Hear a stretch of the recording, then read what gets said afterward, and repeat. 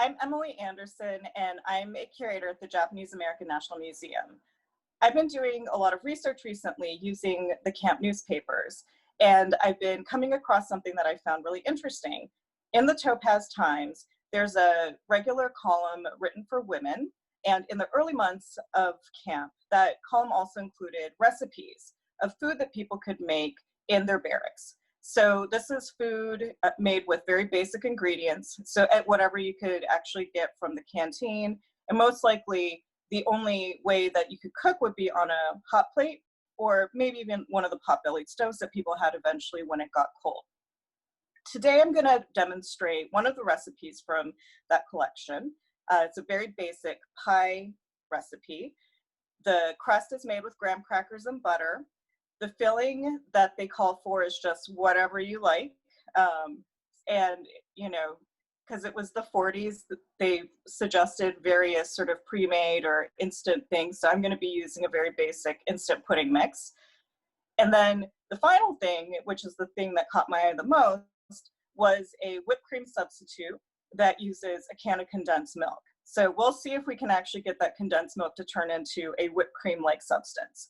So we'll be beginning with the pie crust. So that calls for about 15 to 16 graham crackers that are broken up into crumbs, combined with 4 tablespoons of melted butter. Now, usually when I cook, I would melt my butter in my microwave, but because they wouldn't have had one of those, I've melted the butter on the stovetop in a pan. So we'll be combining those now. So first I'm gonna take my graham crackers.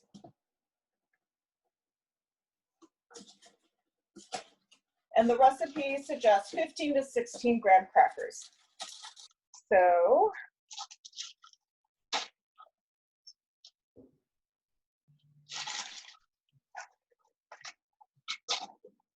first we have 9 graham crackers.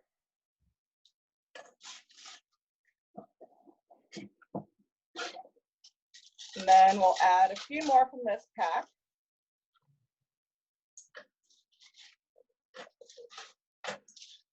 Okay, so there we have our 15 graham crackers. So I'm going to just break these up by hand.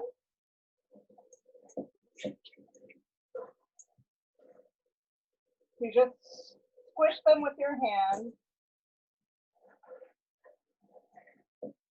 You get them into a nice crumbly consistency.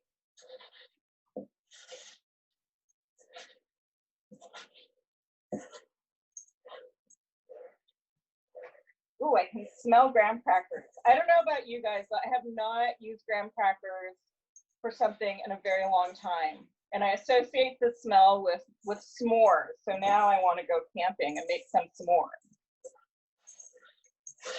Okay, I think that's kind of a good, you can see there, it's mostly ground up. So I'm going to now combine with my graham cracker crumbs the 4 tablespoons of melted butter, and I'm going to mix them with a wooden spoon.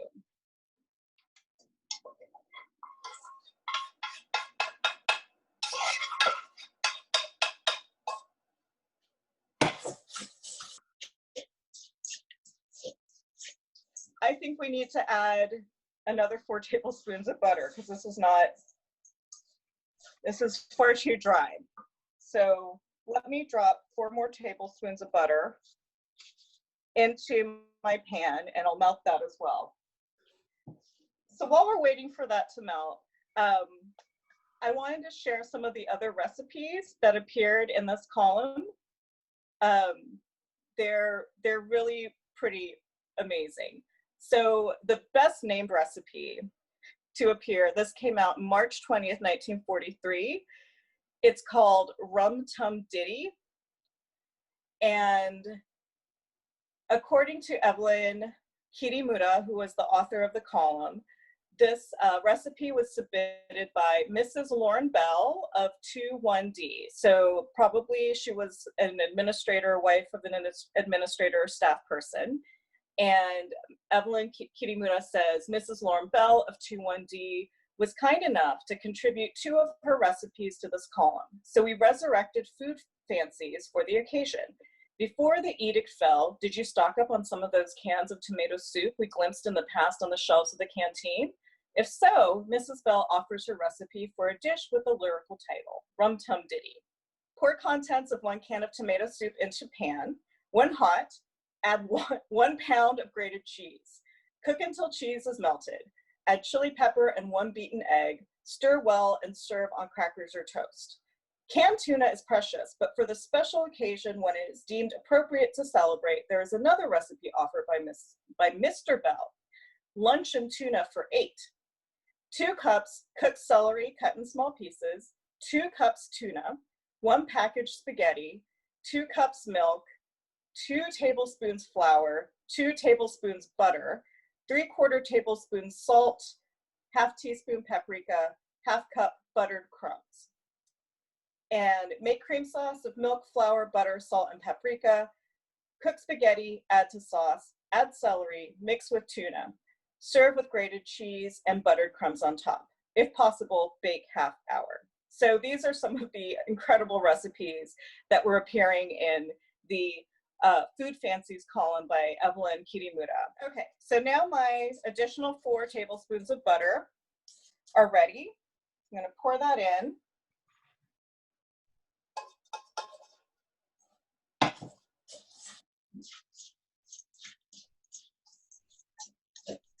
This is starting to come together.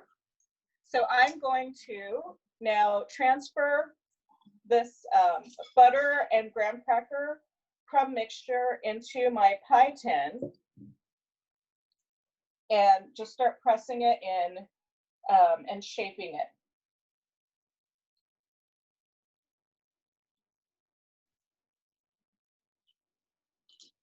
Huh, interesting. So it seems like either they have really gigantic pie tins in Topaz, or I would recommend using less than 15 graham crackers. Maybe their graham crackers were smaller in 1943.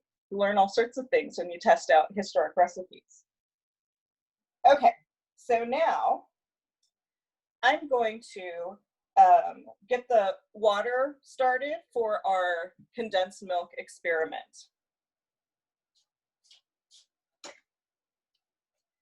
Now, while the hot water is boiling, I'm going to bring out the pudding mix and put it in. And then I'm going to read you some more recipes.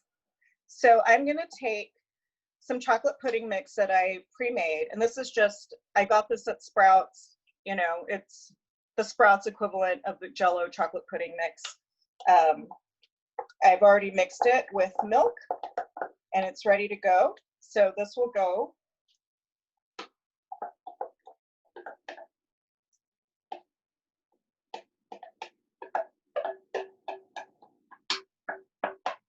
just going to spread that out, fill the crust with our Jell-O, we're going to fill the crust with the pudding mix like that. So it's not the prettiest pie I've ever made, but again, when you're incarcerated behind barbed wire, I'm sure any kind of pie seemed pretty good. So now we're almost set, but we got to wait for the hot water to boil. So I'm going to read you some more recipes because I love these. Now let me first read you actually the recipe that we're working on right now. So the pie recipe that I'm working on right now appeared on February 6, 1943. So let's see, Food Fancies by Evelyn Kirimura. It takes quite a bit of persuasion to obtain some of these recipes, so treasure them highly, kitchenette cooks. Going to have company tonight? How about serving them delicious pie? It's possible, you know. Baking a pie without an oven is one of the miracles of Topaz. Amy Kajiwara of 98E contributes the recipe. So for the graham cracker crust, we have 15 to 16 graham crackers, crushed or rolled crumbs.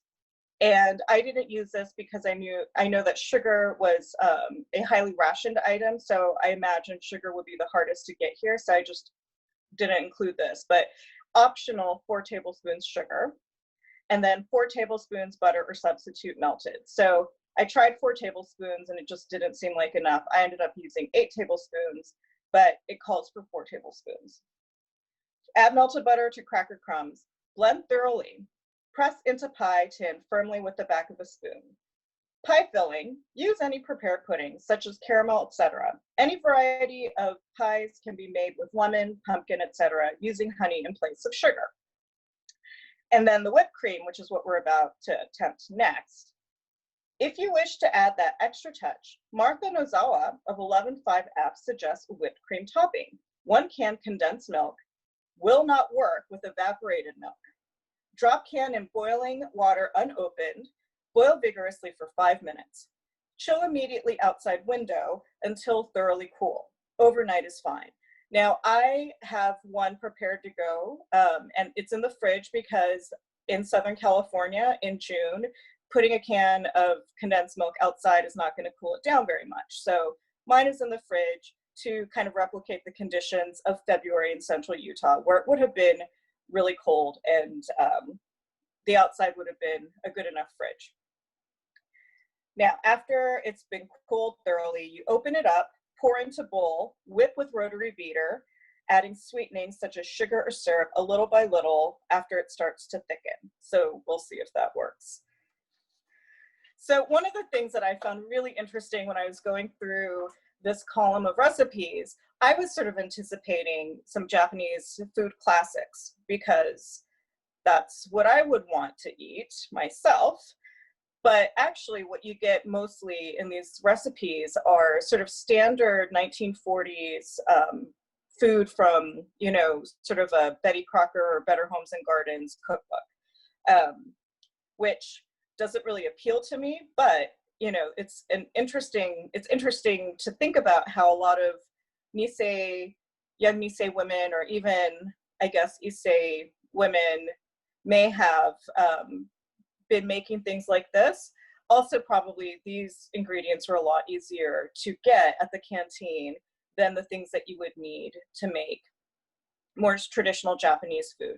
Although eventually it looks like, based on my research, that a lot of the camps had farms and grew vegetables, including a lot of traditional Japanese vegetables. But early on, this is still early 1943, those vegetables wouldn't have been available yet. So the food that is recommended through this food column is all very sort of basic 1940s American food.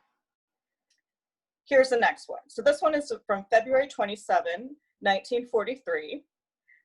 Evelyn writes, first ingredients necessary for any recipe, according to the boys, are apple polish to be liberally sprinkled on the block manager and also a few extra fuses, both to be used at the opportune moment.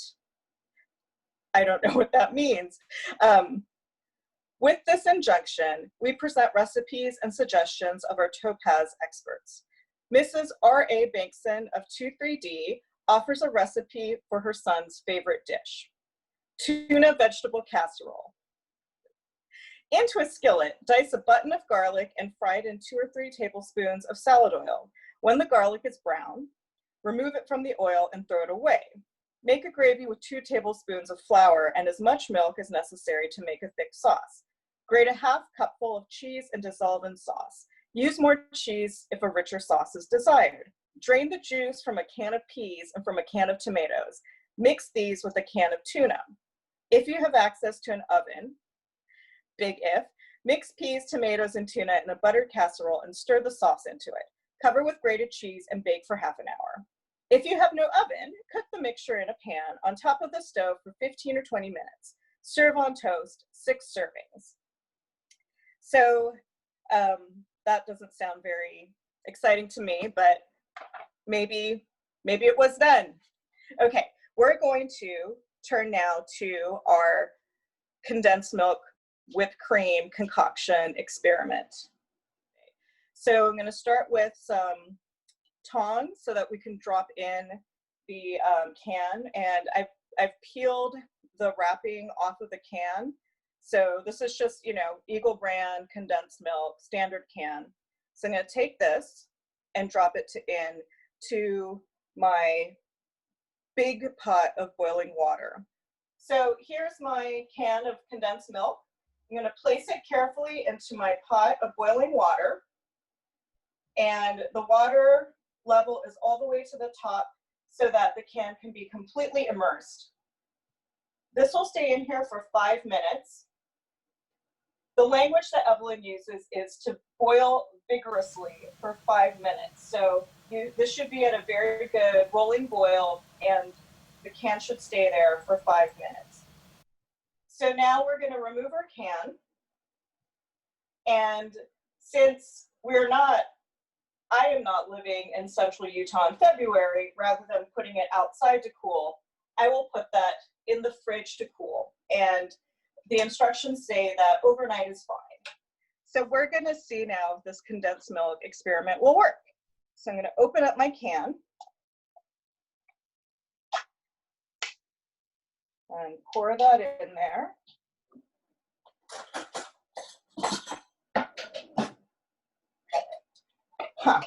The condensed milk just looks like condensed milk. So I'm a little skeptical, but we'll see if this will turn into a whipped cream-like concoction. And for the interest, I'm a historian, so I like to do things as historically accurately as possible.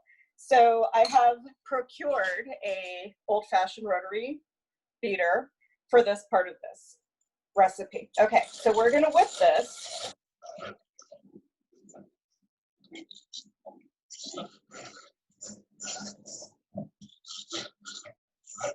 Well, this is still pretty liquid. So maybe I missed something.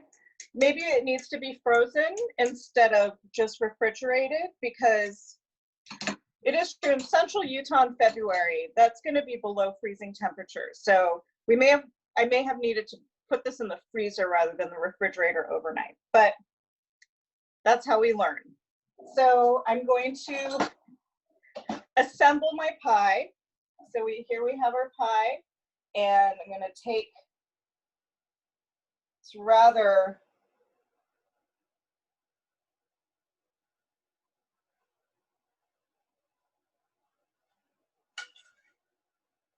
liquidy condensed milk to top it off. Then let's see if we can,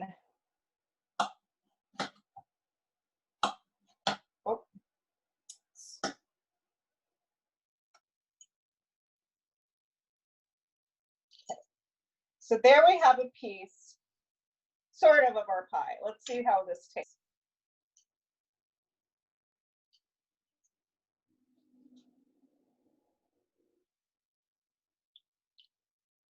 Actually, it's not bad. I thought the condensed milk would be too sweet, but since I didn't add sugar to the graham cracker crust, that's still pretty bitter. The sweetness from the condensed milk and the graham cracker crust seem to go well together. And also the chocolate pudding isn't too sweet. So it has a decent mouthfeel. Flavors actually not bad at all, especially thinking about being at Topaz eating this. It might actually be pretty good. So the condensed milk experiment didn't work out, but they probably need to do some tweaks before I figure out exactly how to get it to whip up like whipped cream. But I was actually able to make a Topaz version of a chocolate pudding pie. Thank you for joining me today. This is part of Tadaima, the virtual pilgrimage. Please join us next week and the following weeks as we keep bringing content like this to you so that we can celebrate pilgrimages and remember and honor those who were incarcerated during World War II, even while we're all staying at home. Thank you.